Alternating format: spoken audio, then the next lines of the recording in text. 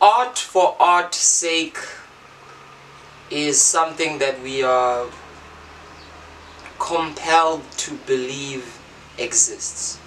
What I mean by that is, in a lot of conversations around the purpose of art, it is tempting to place the focus on the artist's capability and skill and kind of stem from that point and measure the impact of an artist by the degree of skill that they have. Seems logical. However, in the context of capitalism, meaning in the context of subjecting art and artists to marketability, productivity, and reproduction within the context of trends, it becomes a different conversation altogether. Now an artist is not necessarily acting from the place of their own inspiration, outside of what that inspiration is bound to. It's almost as if the artist is contextualized within capitalism's need to profit, and it is this profit motive that almost funnels inspiration. In other words, today being an artist means finding out how your inspiration can be profitable, and that's a very, very different process to just making art because of where your life is and because of how you feel. There's an awareness of how your feelings might translate emotionally and how that emotion can become actual profit for you, because ultimately the profit motive is what drives us as living beings who are just trying to survive. And therefore, I'm realizing more and more that we cannot have art for art's sake, that we have art for profit's sake, that we have art for survival's sake. Or better put, we have art for safety's sake. Almost everything we do stems from the need to find ourselves in a safer place than we were before, art included. Why am I rambling on about the connection between art, safety, security? Bravo Le Roux, Cape Town rapper, extraordinary entertainer, is teaching me as a critic and as a fan of music this important lesson that keeps coming up that for some reason I keep forgetting. And it's this idea that, again, the art is not for its own sake. The art always moves in the context of the profit motive. And by profit motive, yes, I am talking about making that money in the capitalist sense, but to kind of bring it out of that in a kind of pseudo-Marxist way, I'm talking about profit as also gaining access to our needs. Whatever you need, your actions are a way of trying to get that, and your art included. So when we look at artists, maybe we shouldn't judge them based on how good their art is, but maybe we should start judging them on the impact that they're actually getting from it. Are they getting anything positive from it? Maybe we as an audience, what are we getting from the art as well? What are we looking for?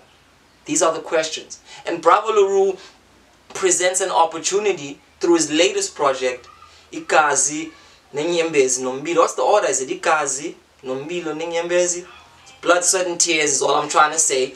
Is that it translates into this tale of an artist who is still very much in the stranglehold of struggle, as we all are.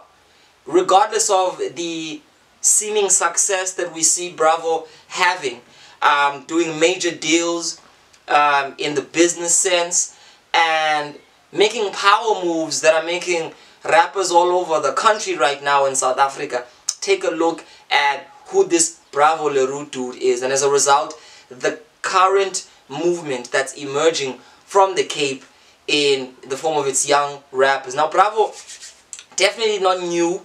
He's had a list of projects that have kind of feel like a build-up to this moment.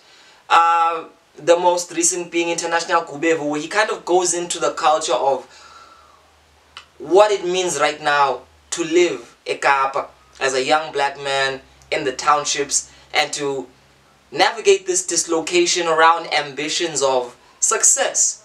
And he introduces us into the deep-rooted culture in terms of the slang, the movement. And it's this being a doorway into culture that I think is the secret to Bravo's artistry. Bravo Le Roux is not a good rapper at all, but he's a great artist. What do I mean? Technically, for Bravo's art's sake, his capabilities to deliver metaphors, complex literary devices, all in accessible narratives with a delivery that is broad and self-aware of itself, is not really too sharp in Bravo's arsenal. In many instances, his flows tend to be jagged. He sometimes trails behind the beat, and sometimes trails too forward in front of it. There are many moments in which the rap itself feels a little glitchy and a little clumsy and a little flimsy. But it's melded together just by this sheer sincerity and heart. And it makes the conversation of what makes a good artist, again, so relevant. Rappers in particular tend to have this need to measure the greatness based on the skill set a rapper has, forgetting that the greatest skill set is relatability. And if the greatest skill set is relatability, connecting with the audience, then Bravo Le Roux is one of the greatest rappers we have in terms of that measuring yard. This project introduces us to a side of Bravo where he opens up the context of vulnerability in a way that's enchantingly interesting. Most rappers will boast about their own self-indulgent need for praise. They will focus the emphasis on how awesome and dope they are. Classically, rap is a form of empowerment fantasy. It emerges many a times from young people and old people who have the need to validate themselves in a world which feels like it is constantly trying to suppress us. Therefore, rap is the art of uplifting self first and maybe vicariously uplifting others through that. Bravo does that, but the language he uses isn't the typical boastful rapper type. I mean, the two biggest flexes on this album are, one, that he's now in the VIP section with Yanga, and two, that he's got Java and Ifani on the album.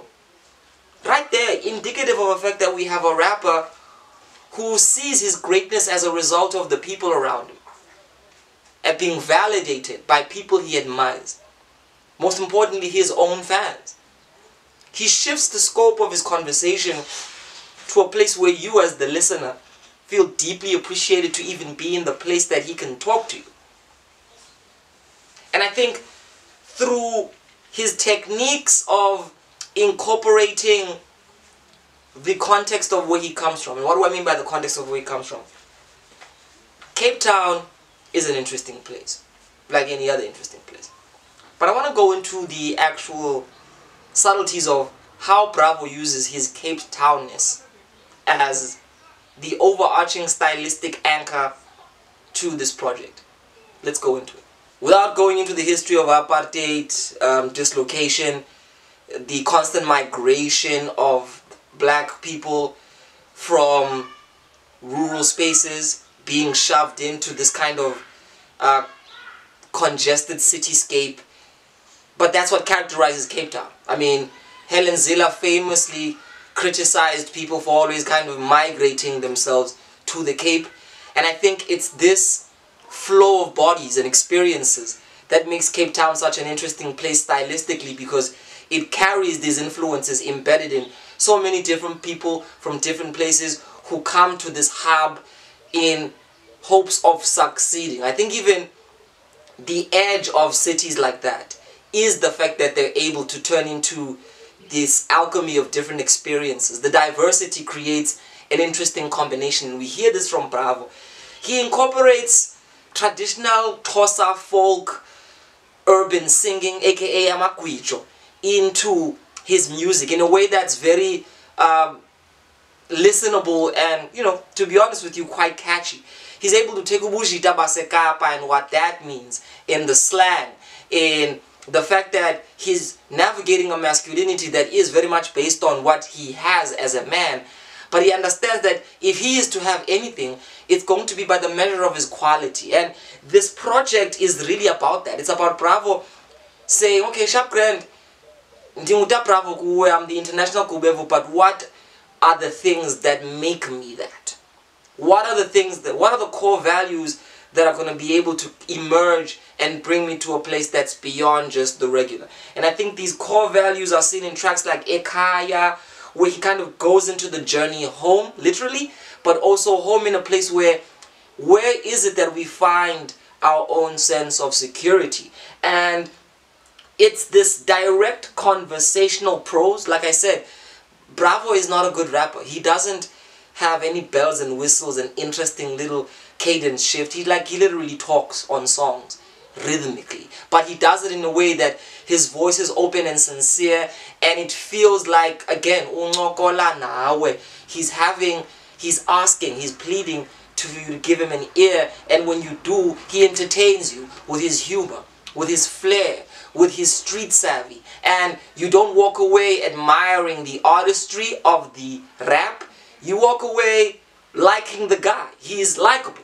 He's a dude who's just trying to make it in South Africa, and he realizes that he has a talent for capturing people's attention because he's sincere, because he lives with his heart on his sleeve, and he understands how to entertain is rooted in the fact that we all have this yearning for security, and we appreciate people who make life feel a little better by turning the hard stuff into moments of reflection while still having a level of humor with it. And sonically, thank God for Shani J, because he puts the relatability of Bravo in a place that is so pop savvy and appealing. The beats just jump in a place where it's broader.